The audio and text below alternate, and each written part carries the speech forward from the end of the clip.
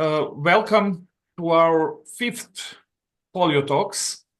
And today we have honor to have with us John Germ.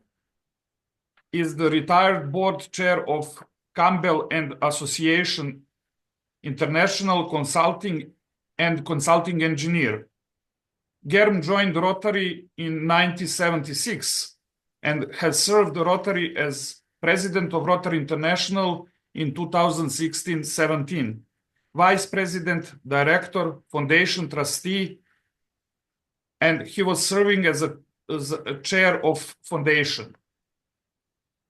He was chair of Rotary's US 200 million challenge, which raised 228.7 million for polio eradication. Germ has served on numerous Rotary International and Rotary Foundation committees, including chair of the Rotary Foundation Finance and Investments committees. He also has served on the Rotary International President Nominating Committee 4 times, serving as a chair 3 times. He is currently serving as the chair of the Countdown to History Committee, which raises 50 million per year for the eradication of polio. Served on the International Polio Plus Committee and on the committee to select a new peace center in the MENA region.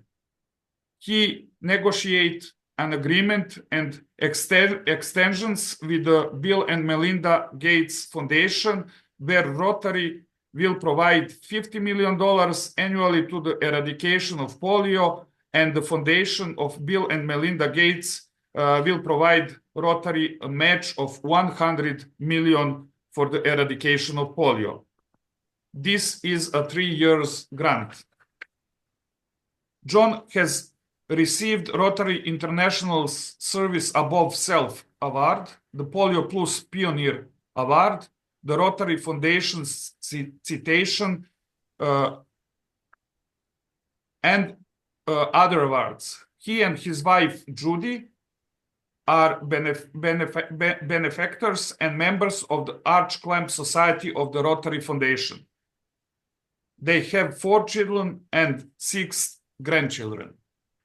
That was introduction that I'm sure that we didn't need to have, but this was important for all of us to remind us how good leaders Rotary has. So, Mr. President John, thank you very much for finding time to be with us, and thank you very much for giving for the time that will and sharing the enthusiasm and your energy with us in our global goal. So at the very beginning, I would give you a floor, and then we will open a discussion.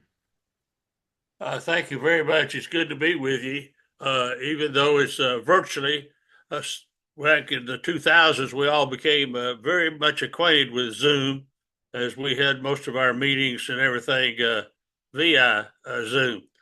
I thought if it was okay with you, what I would do is get a little bit of history about Rotary's involvement with polio and how it got started and why it's important that we continue to work and fulfill our promise to the children of the world. I would like to open up for questions at any time so that we could have a good discussion. So please feel free to either raise your hand or just butt in if you want to do that, as we say in the United States. So, but you know, we started. A lot of people think that this is a new program for Rotary, and it's really not. We started this program back in 1979 when we took $760,000 and made a global grant, so to speak. And since smallpox had been eradicated, there was Sir Clem Randolph asked, is there a thing like this that Rotary could do? And the decision was made that, yes, we could do that through the eradication of polio.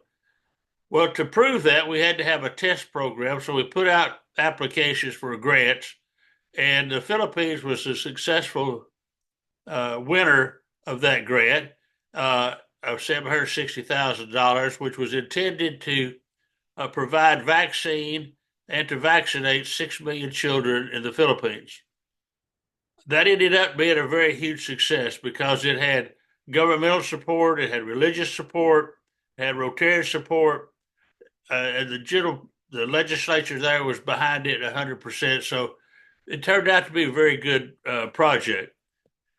Well, it was so successful that Rotary thought perhaps this should be a worldwide project and went to the World Health Assembly, and they turned Rotary down. They said that you don't have consistent leadership, you don't have the funds, you change your, like I said, leadership every year.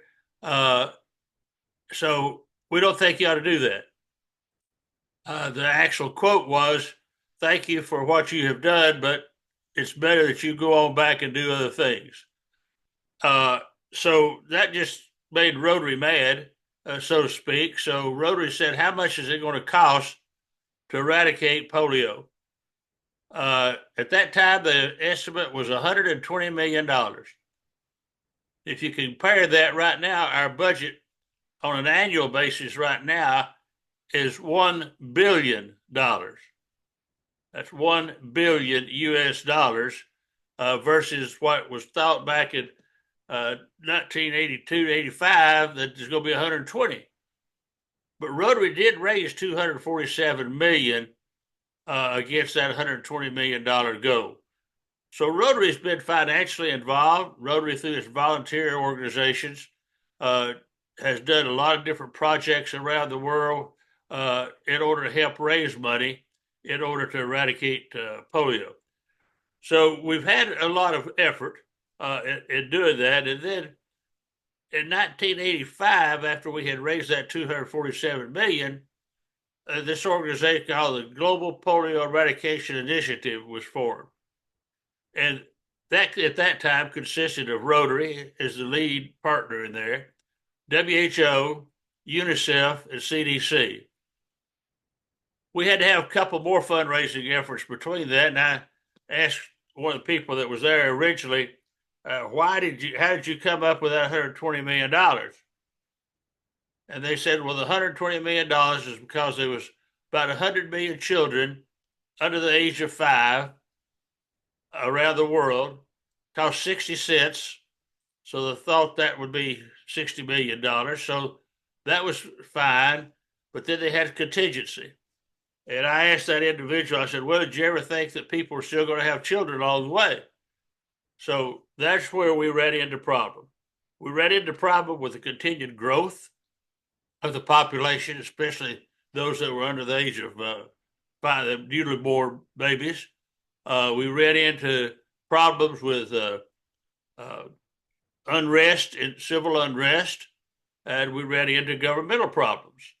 So Rotary had to continue to raise money because we kept putting money up every year in order to provide for vaccines and surveillance. Several volunteers, some of which are on this screen, have been to NIDs, National Immunization Days. So you've seen firsthand the problem, and you can remember probably what we call crawlers, where they were crawling around on the ground and they selling newspapers or whatever in order to try to make a livelihood.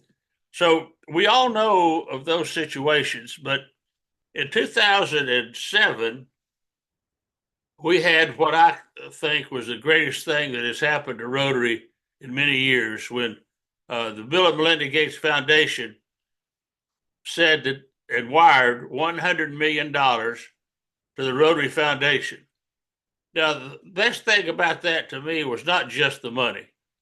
It was the fact that the Bill and Melinda Gates Foundation had two stipulations. One is we had to spend that money by December the 31st of 2008. So here we had a little over a year to spend this money. Secondly, they wanted us to raise $100 million by June the 30th of 2010.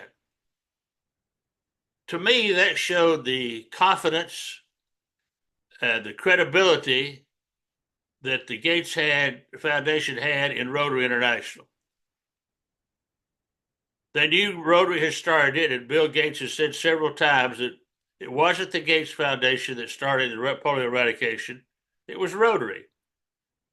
So we took off and we did, and we were about halfway through that campaign, and he said, I'll give you another $100 million, but you've got to raise 100 by 2012. I wasn't about to tell Bill Gates no. So we started off raising the money, and we made 228.7, as you said, on that. Now, that agreement we have right now, we've had continual agreements with the Gates Foundation. The agreement we have now goes through December the 31st of 2026. Tomorrow, I will be presenting to the International Polio Plus Committee a proposed continuation of that agreement, where they will give us twice what we raise, up to $100 million. Now, because of your help, all around all the individuals here that have worked on this program, last year we were able to make the $50 million. In January, we received $100 million from the Gates Foundation. That was wired into our account. Tomorrow, also, we will be approving a $50 million worth of grants that will go to WHO and UNICEF, and will also fund some research money.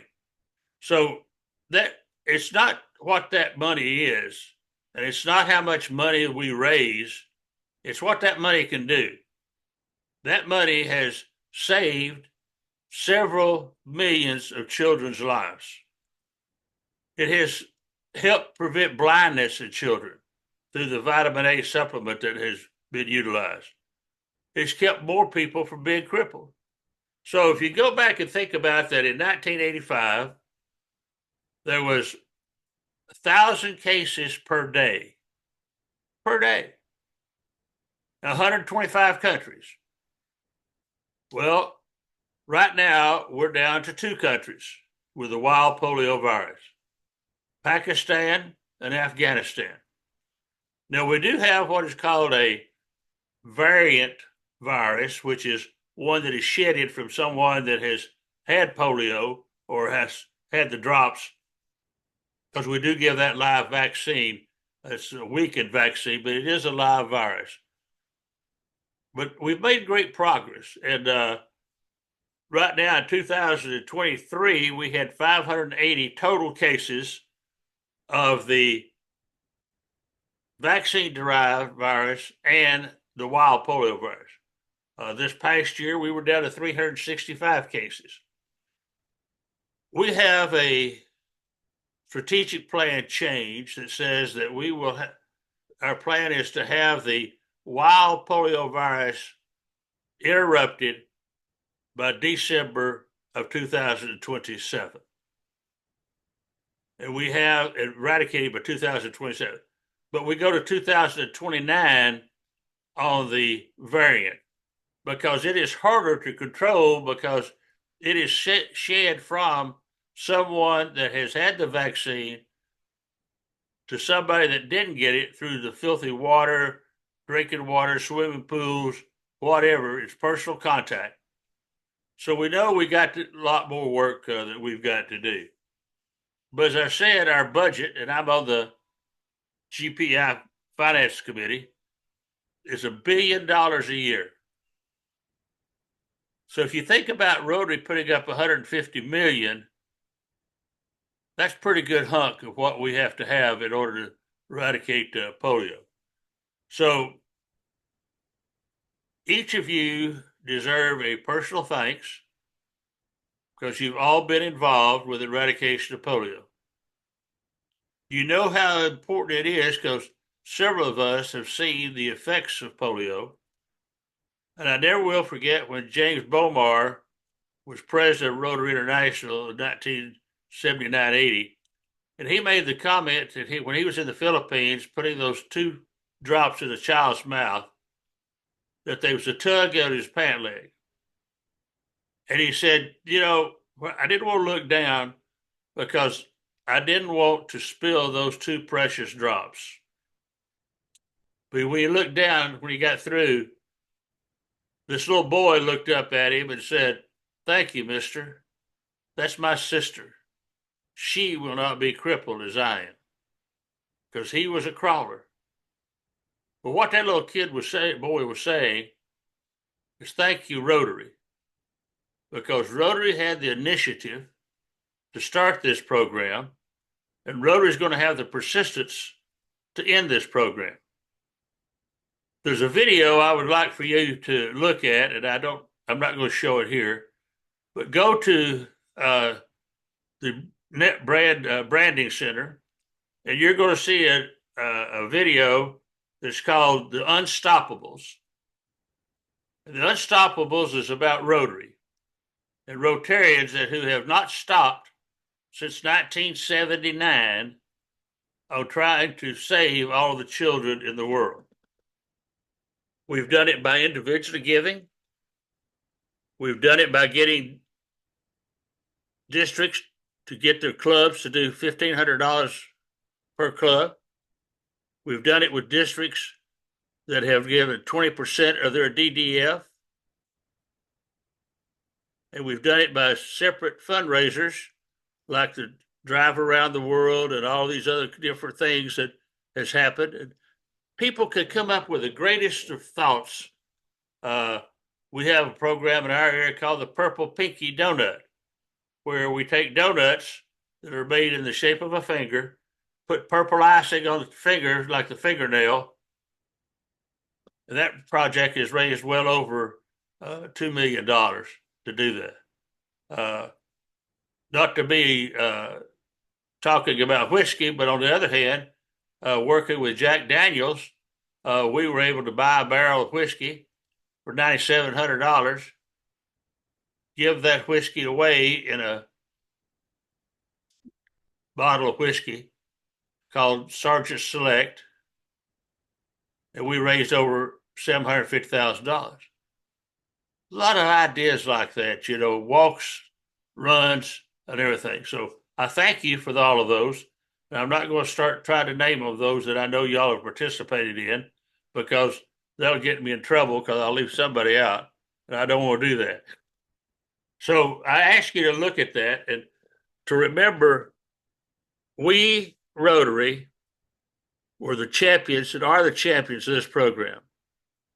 We Rotary promised the children of the world that we would prevent them from being crippled, and we would eradicate polio, which would be only the second virus that has been fully eradicated from around the world. So I thank you for your participation. We wouldn't be here if it wasn't for you. And we do have an international audience on this screen right now. Every one of you has participated in some degree, and I thank you. So let me open it up for questions, and we'll see what we go. Thank you, President John. It was amazing. It is amazing to listen to the achievements that you personally and the Rotary in total achieved in cooperation with other international organizations and foundations and philanthropic institutions in our global goals. So thank you very much for your service and everything that you already did and that you are doing. So you are a good example for all of us. Because of the limitations of this time slot that we have a space for 4 to 5 questions. And Hakan is the first one that raised a hand. Hakan? Well, thank you very much. First of all, thank you very much to you for arranging this meeting. Well, President, it's very impressive about your involvement in polio eradication. Thank you very much. Also, you gave a kind of a history. As a kind of a leader of the Rotary, Well, I just want to tell the colleagues that doesn't know, I'm from District 24 Turkey, Assistant Rotary Coordinator. I'm going to be coordinator next year. Therefore, when we are having a kind of a meetings, sometimes people are also our colleagues and Rotarians are asking us some questions. Therefore, Mr. President, I'm going to raise this question to you, and if possible, now, if not, then I will be delighted to have also in the future. One is, as you know, you mentioned about the history. There are some milestones that Rotary International achieved in the polio eradication campaign since its launch in 1985. If you have a kind of a list of these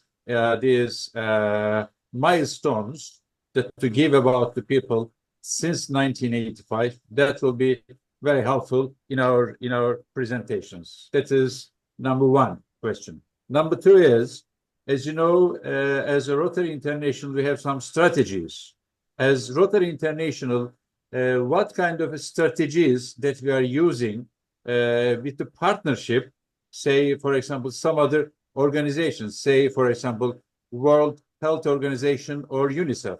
I know at the moment US is withdrawn from World Health Organization by the Trump's decision, but still there's a kind of activities up to now have been made together World Health Organization. What kind of strategies are being in place, or what's going to be in the future that as a Rotary International we have to do, and also we have to tell this to our colleagues while we are giving a training to them. Thank you very much indeed in advance. Okay. I will get you that list of the milestones from 1985 forward. I like to start with 79 personally because that was the kickoff that really got us involved with this. As far as our funding goes to the WHO and to UNICEF, it is used for surveillance. It has built laboratories around the world where we're doing the testing. It has bought vaccines. We've purchased vaccines with that money. So the strategy right now is working with the governments of these individual countries. Like, for example, Mike McGovern and the technical advisory group just met in Pakistan to how can we get the Pakistani government more involved. They say they're committed, but we got to be sure that they stay committed and we stop some of these killings that are going on over there. Afghanistan, we've had a big setback in Afghanistan just last year, and the fact that they told us we could no longer go door to door. So that means through politics, and the U.S. is not the proper one to do this, but we do have the Saudi Arabia government and others that are working on doing this, getting us to go back into door to door. We have to get to door in order to, number one, count the children. So we still got a lot of unvaccinated children in Afghanistan and in Pakistan. That border is very porous, so we have people go across there all the time. So we've got to get back, and mosque to mosque or site to site doesn't work. It's got to be house to house. So I can get you some more information on that, but that's part of the strategy that we're doing right now. I will tell you that on February the 24th, I think it's the 24th, the government in Saudi Arabia is going to commit to $500 million in order to, that'll be announced then. So that's going to be a big lick for us. So we are getting other governments involved because it's all about protecting the children. Bernard, I think you had a question next, and then we go to Stella and then to Terry. Thank you very much, Mr. Yes. Thanks. Thanks a lot. Thanks a lot, John. I have a couple of questions. First, thanks a lot. I got the list on the eradicating polio timeline. I got it already in the chat room. But I got to tell you, I was in the Philippines from 77 until 1982, and I saw in Manila and Tondo where 1 million guys actually lived on a garbage hill, and there were about 100 cases each day, basically. That actually where it started in the Philippines. And the other question is, what are we going to do after Bill Gates leaves in 2026? What is Rotary going to do? Are we going to continue, Well, or are we saying, well, that was it? no, Bernhard, I said just a few minutes ago, and maybe I didn't make it clear enough. I'm presenting a proposed extension of that agreement tomorrow at the International Polio Plus Committee, where if we continue, that will go through 29. So another Who's going to 3-year finance that? extension. Who is going to finance it? Bill and Melinda Gates will give us if we do 50 million like we're doing right now, then they'll put up 100 million. All right. Thanks a lot. So Stella and Terry. Yeah, thank you so much. And thanks, John, for the update. I worked with the World Health Organization for 17 years, and I know that we, in the UN circles, we don't credit Rotary enough for polio eradication. I think Rotary sometimes is the best kept secret to itself. We talk among ourselves, but we don't really showcase ourselves all over the world. So we need to do a lot more of that. But I just wanted to give some suggestions. We have goals for EPNCs. You have mentioned some, $1,500 per club. In fact, EPNCs themselves asked to donate $1,000 each year, and the 20% of DDF. These are good. However, they are not uniform in all regions. Some regions are really struggling with these. And how I have worked through this is that it's not the all or none principle. Right. If you cannot give $1,000 or $1,500, give what you can. It doesn't mean if you can't give 1,000, don't give anything at all. And in my region, for World Polio Day, I did a one-person walk to raise funds. Every Rotarian can do that. Each individual can raise funds. It doesn't need to be the big numbers, but if we all pull together the small numbers, we will have enough money. I just wanted to suggest that to everybody. It's not all or none. It's give what you can, but give. Yes, Thank you. that's very, very important. There's no way we could take all the economies into account, so we just got to set some averages over there. But it's people like you that are doing these individual things that's good. I got one person that jumped out of an airplane. Now, I used to fly airplanes in the Air Force, but I'm not going to jump out of them.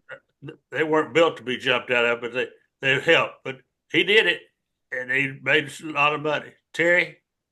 I just wanted to mention two things. One is I'm sure John's seen that there was a subnational immunization campaign that started yesterday in Afghanistan. I know it's not house to house, but the Taliban, I think, canceled the one before that. So that's progress. I think the fact that they still have it on their mind and that they're shooting at vaccinating 6 million children in this campaign. So that's a pretty good start. And the other thing is that at our Zone Institute this last year, we had a panel discussion with a member of CDC, Gates Foundation, and UNICEF. And all three of them mentioned the fact that Rotary was really the glue that kind of holds all this together. Each one of those organizations kind of has their own thing that they like to do, right? And they don't necessarily like to talk to the other ones. So each one of them mentioned the fact that Rotary was really the one that holds that GPEI together and makes it to where they all cooperate and does the thing that they do best. So I thought that was a great point that they made. Yeah. Okay. So thank you all. If we have some times for maybe one or two additional questions, if you are interested. I wanted to ask President John about Afghanistan. I had a meeting last week with Rotarians from 3 Rotary clubs of Afghanistan, together with the Rotary International President's representative, Katarina Kotsali. And we had a 1-hour discussion and I have some comments from their side, so I will share it with me in one email with President Stephanie, with Trustee Chair Mark, and with you, John. But I just wanted to ask you to tell us something more about the specific situation with Afghanistan and the government there. Well, I wish I could tell you more than I think I can. Yeah. Not that I've got secrets. It's just that I really don't know that much about I know all about the problems. The problems are they've got changes. Pakistan went through an election and that held us up for 6 months to do something there. Afghanistan, you mentioned 3 clubs. There's only 1 club that's registered with Rotary. Yeah. That is truly Afghanistan. Okay. There are some of those members are members of clubs in Canada or the United States. Dallas has a big one there, Terry, that is got a lot of Afghanistan people that are saying they're members there. There's problems there. There's problems with the recognition of Rotary in Afghanistan because they say it's a United States based organization, and that's a no-no to them. They have problems within their own government. For example, we had an agreement with them to do door-to-door. And then all of a sudden, one of the health ministers thought that the overall government was interfering with what he was supposed to be doing in his own area. So therefore, he put out an edict and said, no, you cannot no longer do house to house. So then you got to go back and get him brought into the group to say, yes, we could go back to house. So Terry's right. We're not doing house to house on this SNID, but we've got to get there before we're going to solve the problem. The biggest problem right now is not Afghanistan. The biggest problem right now is Pakistan. Pakistan, there's 98 cases last year. And if my memory serves me right, 73 of those cases was in Pakistan. And 25 of them were in Afghanistan. And those 25 have been pretty consistent all through 24. It was Pakistan that kept going up, and up. And we even put a laboratory in Afghanistan to where they could do a lot of their own testing and everything. And that is certified through CDC and through the WHO and UNICEF. Those tests are validated. And so it's working. I just hope I'm just praying that we can get there by 27. I think we can, but it's going to take a lot of work. Thank you, Mr. President. I would like to thank to Kim also. She shared with us a link, and she shared with us some of the comments. Thank you for. So go to chat to see these comments and to use this link. Thank you very much to all of you for participating. Mr. President, thank you very much for your time. Oh, sure. And sharing with us. Most of us here are Polio Now coordinators and other zone and regional leaders, and it's important for us to have opportunity to meet senior leaders and to meet them and to discuss with them and to hear from them the most important facts about polio in this case. So thank you very much for that. Okay. Hey, Kim, will you share that link to that video? Can you go over there and get that link to the video and share it with them? Yeah, I will send it. The Unstoppables. Yeah, I will send it in email to all of us. So I will stop recording.